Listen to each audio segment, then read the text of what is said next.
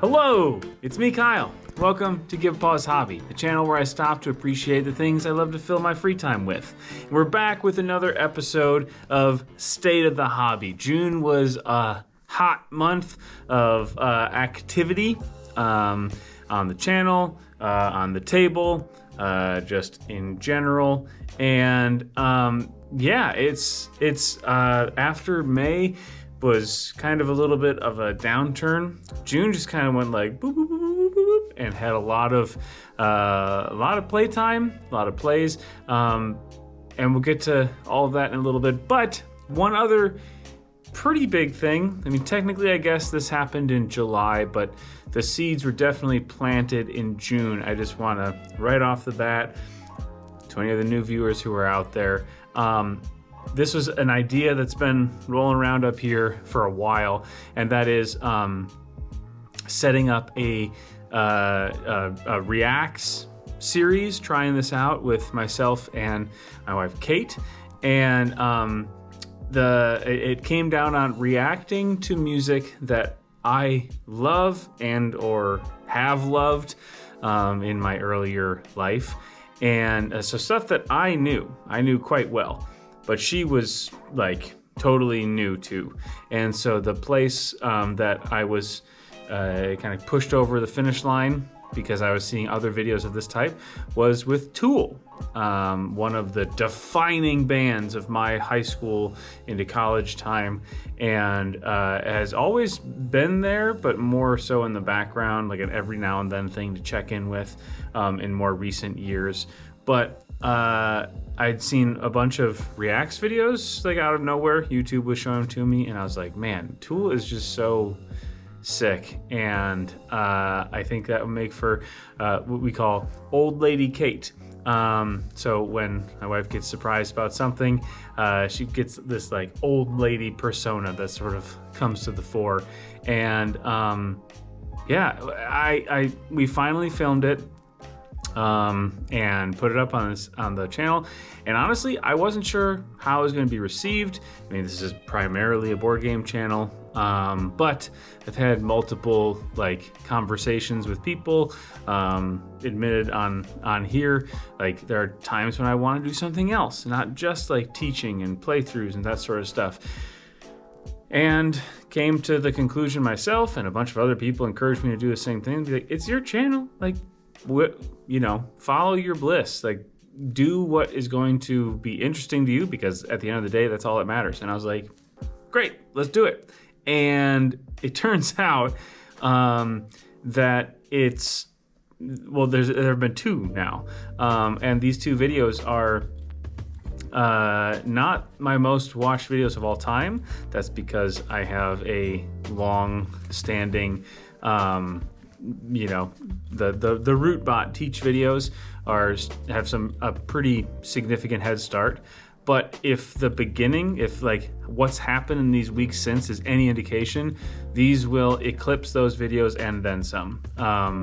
The Tool Army on YouTube came out in droves, and it's been really fun reading comments from them about them getting to relive their discovery of Tool through other people's discovery or rediscovery of Tool. And yeah, it's been super fun. So it's weird because suddenly it's going from a channel where I'm like, all right, what game stuff am I putting out this week, and then every now and then something different, to something that not only do I really enjoy the aspect of sitting next to Kate and introducing these music to her. I think it's a lot of fun.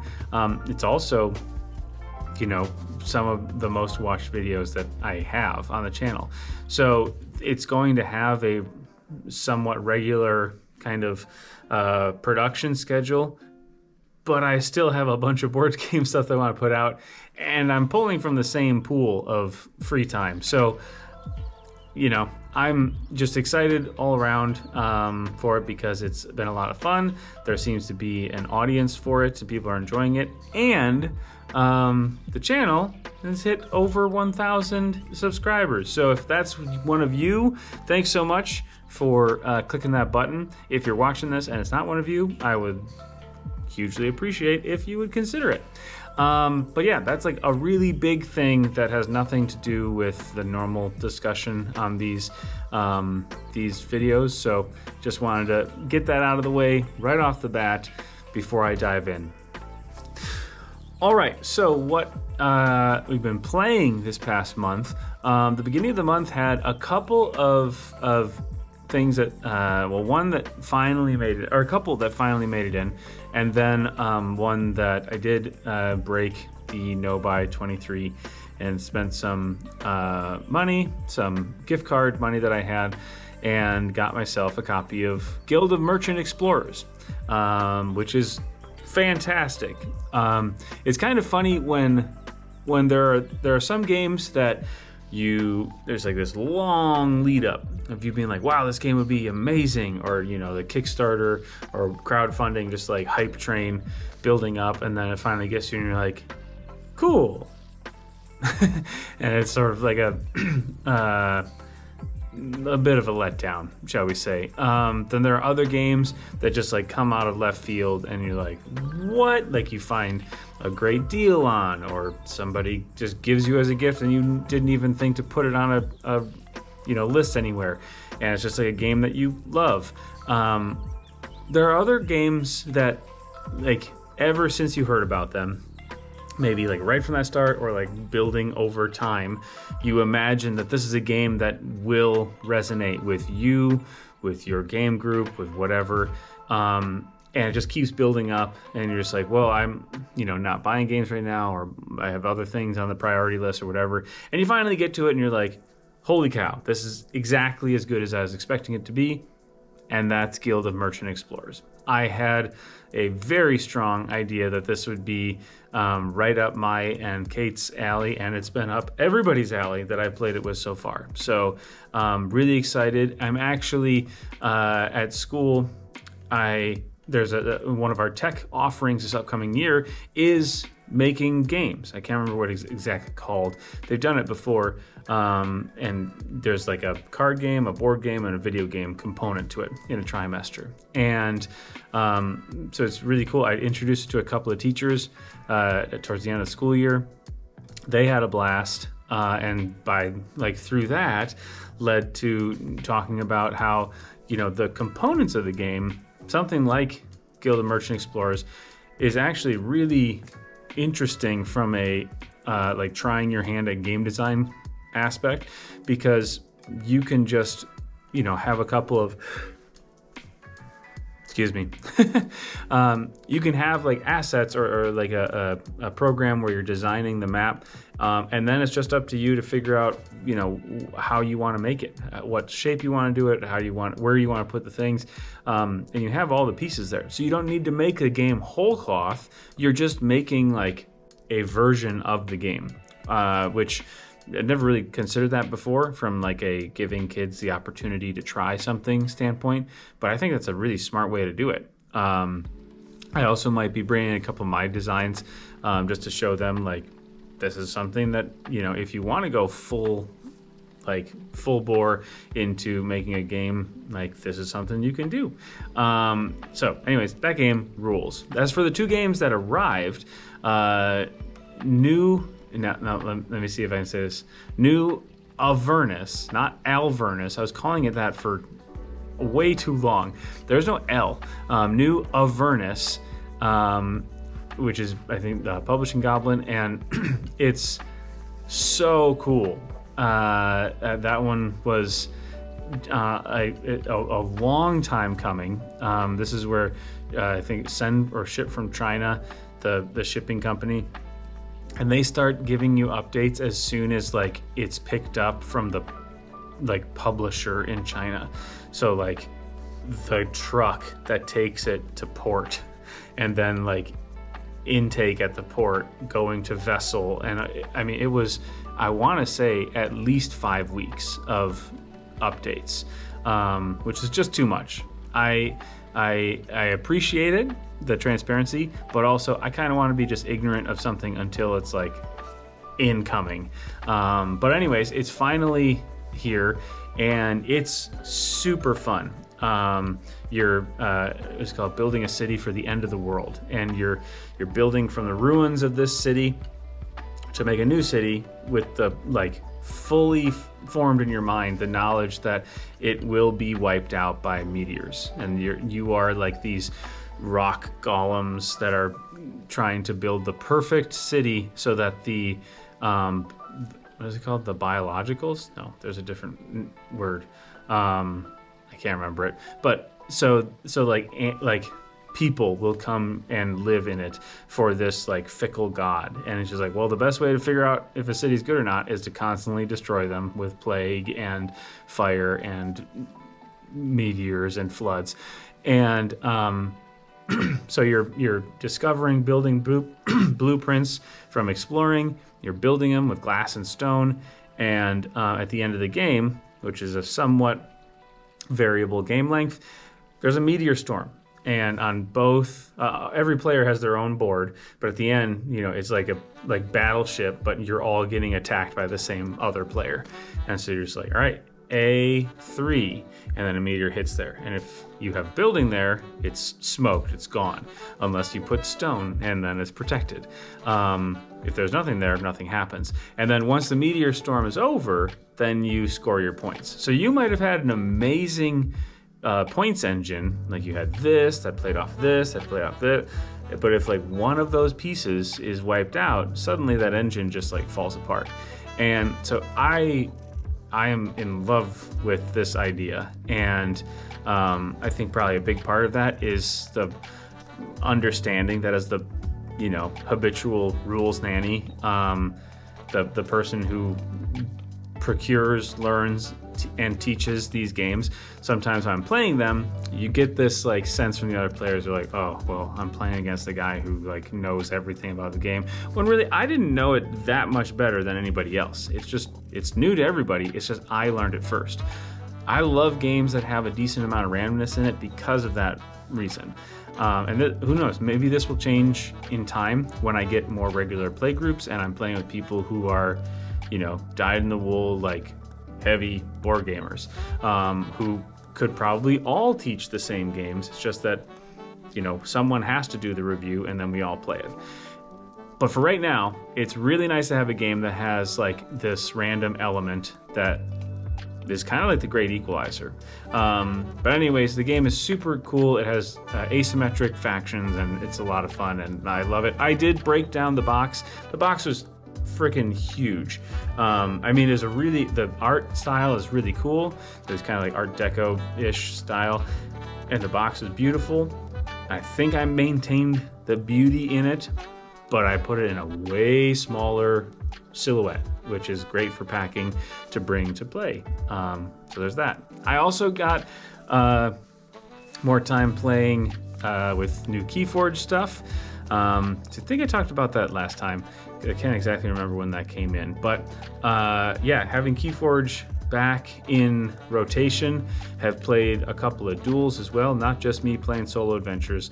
So excited to get back to that, because that was the beginning of the month and it sort of fell off the radar as the month went on. There are a couple of games that came back. I played Tesla vs. Edison Duel with Kate for the first time in a long time, which is funny because back then it was the version of Tesla vs. Edison that seemed palatable by my wife Kate.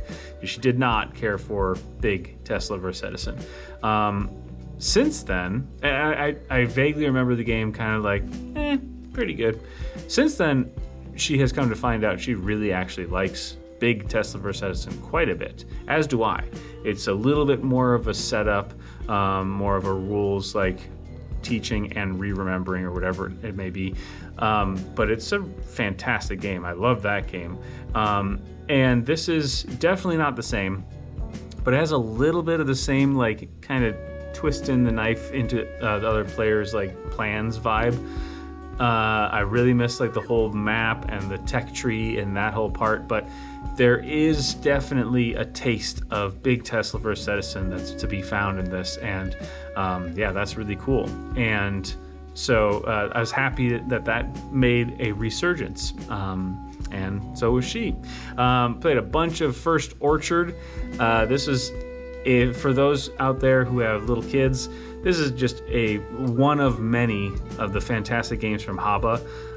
But this one is as a co-op game, just like a super dead simple, but with these big chunky wooden pieces.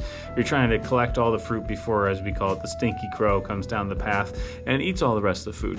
And with my kids, usually the crow eats the food anyways, whether it gets to the end and just eats them off the trees, or if we get to the end and then it flies and it eats it out of our basket. But the act of just like rolling the die and picking the colored fruit that matches that roll is, like I said, dead simple. But the resurgence this time was because our son Oliver joined in earnest, so that's been kind of fun. We also played a little bit of Hoot Owl Hoot, which is another co-op game where you're trying to get all of the owls back to the nest by drawing cards to send them to the next colored space, and trying to do that before the sun rises. So fun little Frost family gaming, which is always wonderful. I also got a little bit of Under Falling Skies in, which I really do enjoy. I'm not sure, like, I'm just not doing that great in the campaign, but I'm pushing through, and I honestly think I love the mechanics of the game. I don't know that I'll ever actually do another campaign, but by the time I get to the end, I'll have a bunch of different cities, a bunch of different helpers and all that stuff. I definitely see this game having longevity beyond the campaign. There's part of me I was like, all right, I'm just gonna play it and then be done with it and pass it along or get rid of it. But I do really like the game, and having it just be like a one-off thing that you put up on the table and you know, kind of mush your brain against. It's a weird way to put it. Is super fun. And last thing, this is going longer than I thought. I played a lot of games, like I said. Olaf's Ice Adventure, which is a Trouble game. This was a total lucky find from Goodwill, and it is, you actually have an ice cube tray that these little plastic Olafs go into, and then it freezes like a sphere for his stomach. And you're just moving him around. Honestly, the moving him around is mostly for show. There are some times when you want to be on certain spots because they're higher up, because as the game goes on, you will be sprinkling salt on other players. You'll be breathing warm air on them, giving them warm hugs in your hand, also flooding the fjord area. So that's really the only time movement is important, to get out of the water. And you just keep doing circles. There is no finish. Once your Olaf is melted and the top plastic piece kind of clicks into the bottom one, and as the ice sphere goes down, your Olaf sinks until he's all the way sunk into a puddle in himself. So really, Kyle from the future. So while editing this video, I was thinking more and more about just kind of leading into the school year, the rest of this summer, the content that I want to put out, and I think I'm going to make a little bit of a change. I've loved doing this video series, the state of the hobby, and I think I might continue it, but I'm just going to adjust the way that it works. I'm going to, I believe, turn this into more of a quarterly thing, or just whenever I feel like I have something interesting to talk about. And that should free up a little bit of time to have more of the Old Lady Kate Reacts videos, which there's been a humongous positive response to, and I've really enjoyed making them, as has Kate. While not taking away any of the other programs that I have planned. So I get lots of the SWATA things that I have coming up. I want to get back into getting gameplay kind of examples, or play-alongs or things like that. And if I'm doing one guaranteed thing a month on the first week, which this typically is, and then also at least one Old Lady Kate a month, that's only leaving 2 or 3 each month of something else. And right now, one video a week is pretty much my capacity of what I can do. That may change in the future, but for right now, I'm just probably saying this is going to be the last monthly edition of the State of the Hobby videos. Again, every so often there will be another one that comes out. Same-ish format, though I probably won't go through a whole laundry list of games I've played. I'll just talk about the really big ones and then some sort of topic that's on my mind. But yeah, so for those who have been watching on a monthly basis, thanks so much for checking it out, for being here. Sound off down below if you are for, against, or neutral for this move. And yeah, anyways, I'm just, as have the whole time of Give Pause Hobby, I'm just taking the whims of the creative process. And for right now, I'm interested in having this other thing that's not, talking about board games broadly or specifically in the mix. It's been a lot of fun. So the State of the Hobby will be taking a bit of a pause, and then we'll come back every so often. It'll come up just like everything else, because really there was nothing else that was on a regular schedule, just that one on a monthly basis. And I think the people have spoken, and they would really love to have Old Lady Kate Reacts on a regular schedule, probably even more regular than I'm able to do. But in any case, yeah, you won't see this every single month, but you will not see no more of it ever. That was super clear. All right, back to past Kyle. And yeah, so that's there's a decent amount of gaming that also took place in this next segment, but this is the go into our big topic, which is gaming over annual training, or gaming on AT. As I've said before on the channel, I am in the Army National Guard as a bandsman. I'm a trumpet player or a euphonium player, depending on what band I'm playing with, for the Army. And for our annual training, our 2 weeks a year, we go on some sort of musical tour. Typically it's around the state of Wisconsin, which is what it was this time. And years ago, back when Lords of Waterdeep had just come out, that was like the just explosion of gaming in the group. Typically, without getting into all the dirty details, like as a bunch of old adult musicians who are on tour, like in this little pocket of reality outside of their normal day-to-day. There's a decent amount of partying that goes on. And years ago, when I brought Lords of Waterdeep, it was like we took that and we replaced at least a significant chunk of it with gaming. Instead of just going right into partying or whatever else, it was like, all right, let's play a game or two or three. And that year, I played Lords of Waterdeep with so many people from the band that it got to the point where there were people who were teaching it to others. They're like, hey, can we borrow the game? Which we didn't need to clarify because it was like the only one that was on tour, because that really wasn't a thing before that happened. Someone I taught and played with multiple times would then teach it other people. And so it just made the rounds and it went bananas. And we've had ups and downs, some years more than others, but that sort of kicked it off, and it's wonderful. It's just another way to, like with board game in general, there's a way to enjoy the people that you have around you in a different capacity. So I typically bring way more games than I ever get to on these things, with the benefit of driving myself down rather than taking the bus to Madison, and being in the unit a little bit longer and having friends in the area. I have the lucky aspect of having a place for the games that we aren't playing to stay.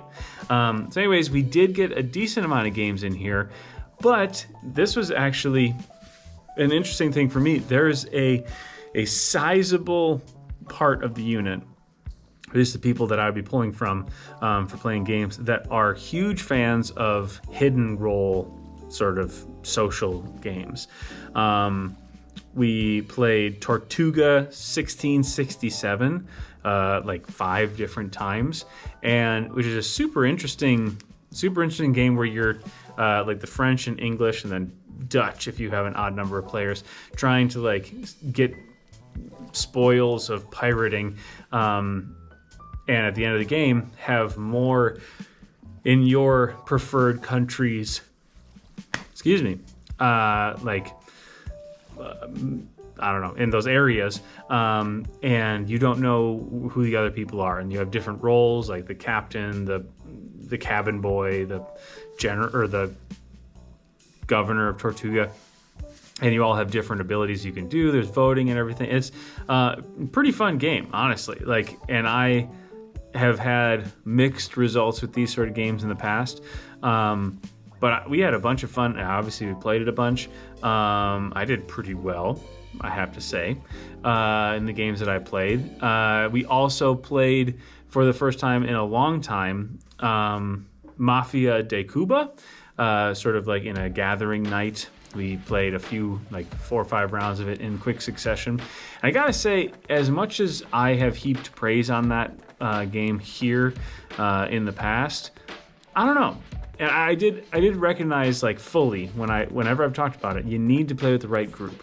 And just because the group, like a large portion of the group I played with this time were some of the ones who I have the most amazing games of that with in the past, there may have been a critical mass of people who were different that may have made it feel different, but it just sort of fell a little bit flat. It didn't, I don't know, there really wasn't the like interplay between the players. There weren't the kind of crazy plays where the very first person would just like take a bunch of diamonds, or like, not a bunch, because then you're cooked. But I don't know, it seemed just like it didn't ever take off with that group. So womp womp. I guess that happens. However, we did play Turncoats, and holy cow, that was a super fun game. That was, I think, predated any of these other hidden, role games that, again, I quickly realized was like, wow, this is like the soup du jour of the composition of the unit right now, because like other people are just like, yeah, hidden.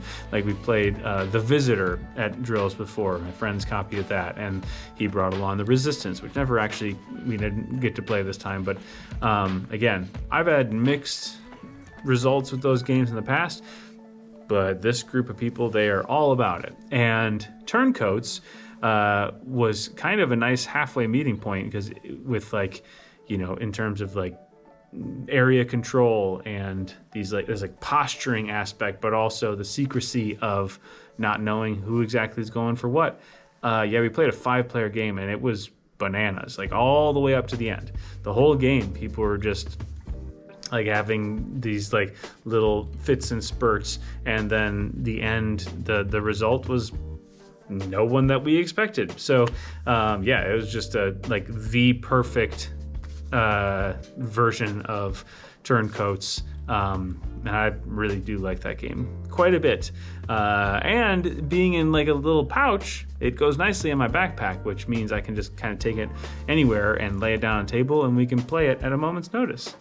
A game that just had been on my radar is a friend in the area, Madison area, had a copy, and we just hadn't yet played it. It was the Lord of the Rings adventure book game, a co-op game where every page is like a different scene or different scenario from the original trilogy or Lord of the Rings. And so you have like a deck of cards that are like your resources essentially, and different characters which have different rules. And on the right hand side, there are different like things you need to get done, sometimes in order, sometimes just do them whenever, but those all need to be completed before you can do the final thing and close out the chapter. And we played up through the Balrog, or one past that, I can't remember, the Mines of Moria. Spoiler, there's a Balrog in Moria. And it is super fun. I really do appreciate that it's like just fully cooperative, like to the max. You have hands of cards, but you do not have characters, like your personal character. You are all collectively playing the Fellowship of the Ring.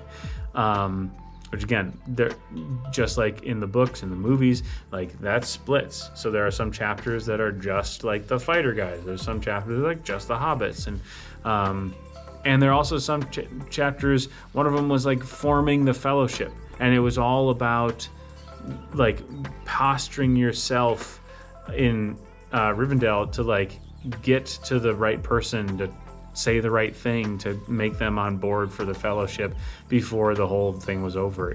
So they're not all just like run and gun, fight the bad guys stuff. That was, trying to get people on board with the whole concept. It was, wild, but super fun game. I don't exactly know how many more we have left, but I think we were like halfway through and we stopped it, and we'll pick it up another time. A couple other things that happened game-wise. Played a couple games of Time Barons, which is still... Played it with some of the people there who, ever since last year when I introduced it to them, have been on the hunt for it, which is not available just about anywhere. Which is a bummer. And I put my... As best I could, I sent him a message like, with my small social media footprint, I'm trying to be the change I want to see in the world, and be like, hey, WizKids, can we get another printing of this? Because it rules, and like I get the same reaction when I introduce it to people, like, wow, that theme is awesome. Wow, this gameplay is awesome. Wow, what the heck, this game isn't found anywhere. We played 2 free-for-all games back to back, and it was a bunch of fun, just like it was before. And then last but not least, Food Truck Fight went through a couple of development passes, and I added on some new mechanics. Got some really great feedback because we played 5 games in quick succession over... there's 3 in a lunch period and then 2 later on that day. And so people were really excited to play the game, to get it to the table. And everything that I adjusted before those games hit exactly like I was hoping it would. Fixed some things that I was, aiming to fix. And then there were more things that happened in the game. Some like question marks that came up, like, oh, didn't really think about that. But also some just quality of life adjustments. And really excited to be working on that again. Actually, yesterday, just while doing other things over the course of the day, came up with an idea of how to implement a like dead simple Ænema opponent, just to fill out a spot at the table, because I don't think this would make for a very good 2-player game, like true 2-player. And also the map is not made for 2 players anymore. It's 3 or 4. So anyways, Food Truck Fight is back towards the front burner, towards the front burner in my mind, and I'm really excited for that to be the case. There are a bunch of games. I did bring Guild of Merchant Explorers, which never got to the table. I brought Wonderland's War because the folks that we played the Lord of the Rings adventure game with have both been really interested in trying out Wonderland's War, but we didn't get a chance to do it. And a couple of others. I did play a decent amount of Under Falling Skies. So I had one night where I played like 4 back-to-back missions and lost all of them. Because if you lose one, they let you like flip the city tile and try it again. Yeah, I lost 4 in a row. But anyways, I enjoyed my time doing it. I just was not doing well. It was the AT. It didn't get every game played, but I knew I wouldn't. Didn't play as much as I kind of hoped we would, but that's never the case. And it was great because I got to experience, again, some of those hidden role games, which I've been burned in the past and had mixed results on, and found out that like I have people in the unit who are really interested in those exact games. And the one that I always, in my mind, like in my memory, was like, oh, Mafia de Cuba, best of all of them. Good to see, like, that's not always the case. Just a reminder, even the games you love, sometimes they just fall flat, whether it's the people you're playing with, the teach, the setting, I don't know. But yeah, that one just like not the game I remember and have sung praises to before. I'm not like getting rid of it. The box is like actively destroying itself. So I am going to have to like kind of fix it between now and next time I trot it out, but was happy to just play it in general as well as all the rest of them. So yeah, coming up, I've got back to some SotH, so what's all this about videos. I'm hoping to get some gameplay videos in, maybe of new Avernus, maybe of Guild of Merchant Explorers, maybe of the new Spirit Island stuff, but I'll talk about that next time because that was technically in July and I'm just getting to this later than usual. But as I alluded to before, I also will have another Old Lady Kate Reacts in the works as we move forward with that, and I'm excited for all of it. So if you've made it to here, sound off down below what's your favorite game that you've played this summer so far. And yeah, I appreciate you being here. Thanks for taking a pause with Give Pause Hobby. I hope you have a wonderful time playing games between now and the next time I put anything up on the channel, which is probably in a week. All right, happy gaming. See you, everybody.